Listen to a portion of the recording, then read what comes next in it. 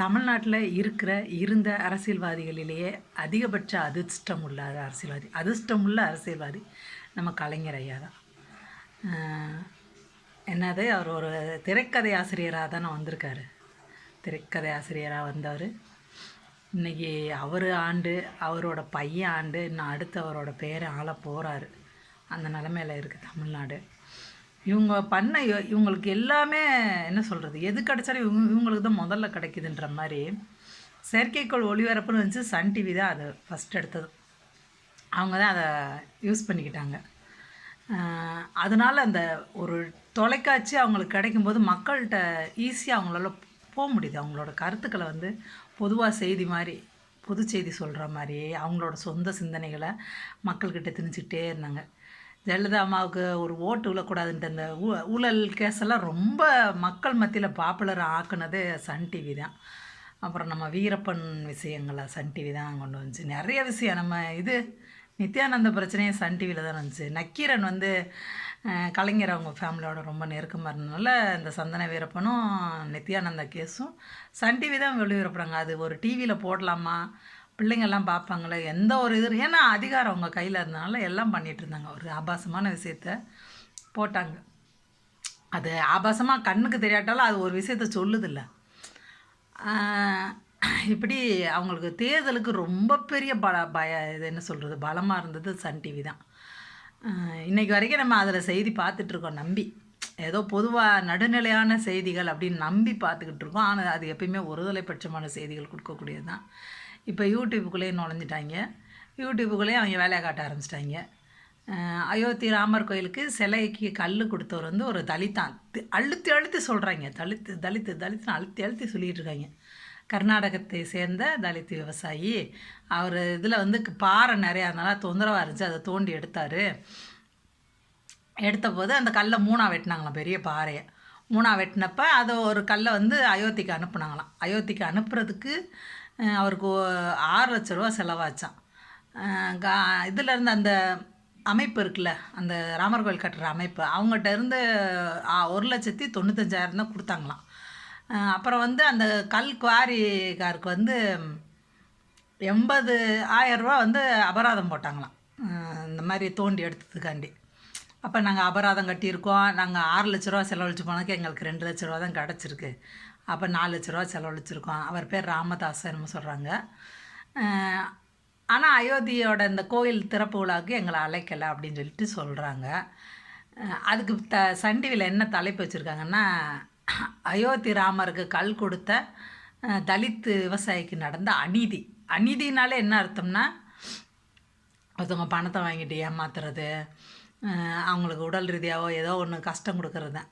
ஒரு கோயிலுக்குன்னு செய்யும்போது அதோட பிரதிபலன் எதிர்பார்க்கக்கூடாது. யாராக இருந்தாலும் சரி, என்னது 3ஆம் பேருக்கு தெரியாமல் செய்கிறதுன்னு சொல்லுவாங்க. அந்த தானம் கொடுக்கறலாம் முடிஞ்ச வரைக்கும் அப்படி தான் செய்யணும். ஃபோட்டோவுக்கு போஸ் கொடுத்துக்கிட்டுலாம் செய்யக்கூடாது. அப்படி இருக்கும் பட்சத்தில் தெய்வத்துக்காக, அதுவும் நிறைய ஏக்கர் கணக்கில் அவர் இடத்த வேற தானமாக கொடுத்துருக்காராம். கர்நாடகத்தில் ராமர் கோயில் கட்டுறதுக்காண்டி அவரோட சொந்த நிலத்தை வந்து தானமாக வேற கொடுத்துட்டாராம். இந்த மாதிரி கொடுக்கும்போது நீங்கள் பிரதிபலன் எதுக்கு எதிர்பார்க்குறீங்க? திருப்பி அவங்க என்ன சொல்ல வராங்கன்னா, அவர் தலித்தாக இருக்கிறனால தான் அந்த கோயிலுக்கு கூப்பிடலை அப்படின்ற மாதிரி ஒரு இதை கொண்டுட்டு வராங்க சன் டிவியில்.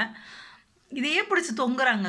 அந்த மக்களாக மாறினா தான் உண்டு. எனக்கு இப்போ தெரிஞ்சு ஒடுக்கப்பட்ட மக்களாக இந்த அரசாங்கம் வந்து நம்மளை அவங்களுக்கு ஓட்டுக்காக வாக்கு வங்கியாக நம்மளை பயன்படுத்திக்கிறாங்கன்னு அவங்களா உணர்ந்து அதுலேருந்து வெளியே வந்தால், அவங்க தலைவன் எவ்வளியோ நம்மளும் அவ்வளியோன்னு அவங்க போனாங்கன்னா தலைவனுக்கு அவங்க தான் அட்வைஸ் பண்ணணும். திருமாவர்களுக்கு வந்து அவங்க தான் அட்வைஸ் பண்ணணும். ஆனால் என்ன நினைப்பாங்கன்னா, நம்ம இந்த மாதிரி ஒரு பெரிய கட்சிகளோட செட்டு சேர்ந்தால் தானே நமக்கு ஏதாவது ஒரு சீட்டு கிடைக்கும், நம்ம ஒரு பதவிக்கு பொறுப்புக்கு போக முடியும் அப்படின்ற அந்த சிந்தனை எவ்வளோ காலத்துக்கு தான் அப்படியே இருக்கிறது. ஒரு நேரம் சேர்றோம், அதோட பலனை அனுபவிக்கிறோம். எப்பயுமே அதே மாதிரி இருந்துக்கிட்டே வாய் மூடிக்கிட்டே இருந்தால் அந்த மாதிரி கட்சிகள் தான் இருந்து என்ன செய்ய. பெரியாருடைய கொள்கையே ஜாதியே வேண்டாம், ஜாதியே இல்லைன்றதான். இந்த பெரியார் கொள்கையை தலையில் வச்சு கொண்டாடுறோன்னு சொல்கிற இந்த கட்சியில் என்ன செஞ்சிட்ருக்காங்கன்னா, ஜாதி கட்சியெல்லாம் கூட்டு சேர்த்துக்கிறாங்க. ஏன்னா ஜாதி ஓட்டுக்காண்டி.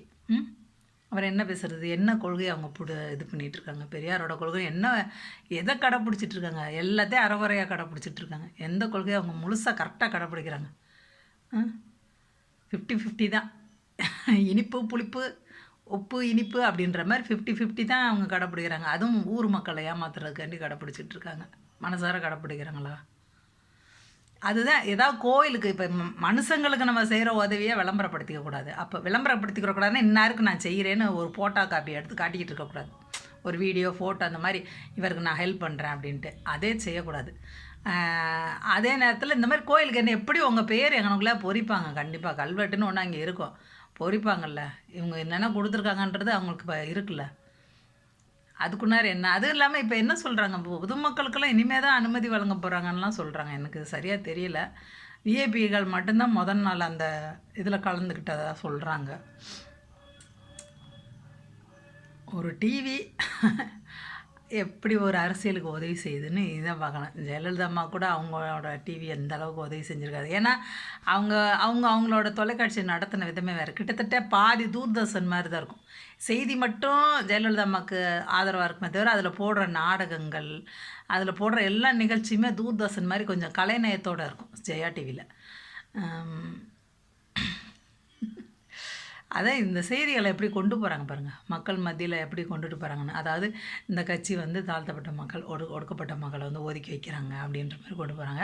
என்னை பொறுத்த வரைக்கும் கடவுளுக்கு நீங்கள் விரும்பி கொடுக்குறீங்க, கொடுத்த பின்னாடி அதில் உட்காந்து கணக்கு பார்த்துட்டு இருக்கானு. நான் இவ்வளோ பணம் கொடுத்தேன், எனக்கு இவ்வளோ தான் வந்துச்சு. நீங்கள் உங்ககிட்ட அவ்வளோ பணம் இருக்க போய் தானே செலவு பண்ணியிருக்கீங்க. காசு இல்லாமல் ஊரில் கடன் வாங்கி செலவு பண்ணுவீங்க. அப்படி செய்யலாமா? செய்யக்கூடாது. கர்நாடகத்தைச் சேர்ந்த தலித் விவசாயி தன்னோட நிலத்துல தொந்தரவா இருந்த பாறையை எடுத்திருக்காரு. அது நல்ல பெரிய பாறை. அத 3ஆ கட் பண்ணியிருக்காங்க. அந்த 3யுமே வந்து ஃபர்ஸ்ட்டு ஒரு கல்லு மட்டும் அனுப்புறதா இருந்திருக்காங்க. அந்த ஸ்தபதி வந்து 3 கல்லையும் பயன்படுத்திக்கிறேன்னு சொல்லியிருப்பார் போல. ராமர் சிலை, லட்சுமணர் சிலை, சத்ருகுணன் சிலை. இந்த 3 சிலையும் ஒரே கல்ல வடிவமைக்கிறது. அந்த ஒரு கல்ல 3ஆ கட் பண்ணாங்களா, அதில வடிவமைக்கிறாங்க. அ அதுக்கு வந்து அந்த கல்குவாரிக்காருக்கு ஏதோ 80,000 அபராதம். இந்த இந்த விவசாயி வந்து அந்த கல்லை அனுப்புனதுக்கு செலவு வந்து 6,00,000 ரூபா. அவருக்கு திரும்ப கிடச்சது அந்த செலவுக்கு ஆன தொகை வந்து 1,95,000 தான் கிடச்சிருக்கு. 4,05,000 கிடைக்கல. அதை அவர் ப்ராப்பராக முறைப்படி அவங்கக்கிட்ட வாங்க பார்க்கணும். இல்லாட்டி அவர் தானே இறங்கி பண்ணியிருக்காரு, சேவைன்னு நினச்சி பண்ணியிருந்தா விட்டுறணும். இல்லாட்டி ப்ராப்பராக அவங்கக்கிட்ட இந்த இவ்வளோ செலவு பண்ணியிருக்கேன் பில்லை காட்டி கேட்டு வாங்கிக்கிற வேண்டியதான். கண்டிப்பாக கொடுப்பாங்க. ஆனால் அதுக்காக அநீதின்ற வார்த்தை ரொம்ப தப்பு. சன் டிவி பயன்படுத்தி அநீதி அப்படின்ற வார்த்தை ரொம்ப தப்பு. கூப்பிடலை. அது எப்படி கொண்டு போகிறாங்கன்னா, ஒடுக்கப்பட்ட மக்கள் அந்த கோயிலுக்குள்ளே விடக்கூடாதுன்னு நினைக்கிறாங்கன்றதை இவங்க பிள்ளையார் சொல்லி போட்டு விடுறாங்க. இது எப்படி பத்திக்குமான்னு பார்க்குறாங்க. அது எப்படிங்க பத்திக்கும் தெரில. இங்கே இருக்கிறவங்கெல்லாம் கொடுத்துருக்காங்க. தெற்க தனி வடக்க தனி தானே எப்பயும் பார்த்துக்கிட்டு இருக்கோம். தமிழ்நாடு, கேரளா, கர்நாடகா, ஆந்திரா இது அப்படி தென் மாநிலங்கள். தென் மாநிலங்கள் ஒன்றுக்குள்ளே ஒன்று ஒரு மாதிரி இருக்கும். வடக்க வந்து எல்லோரும் ஒன்றா தான் என்ன சொல்கிறது நடத்துவாங்க. விட்டு போச்சா இல்லை என்னன்னு தெரியல இதுக்கு பின்னாடி. ஏதோ சன் டிவிக்கு ஒரு நியூஸ் கிடச்சிச்சு. ஆனால் இது தீய பரவுன்னு நினைக்கிறீங்க?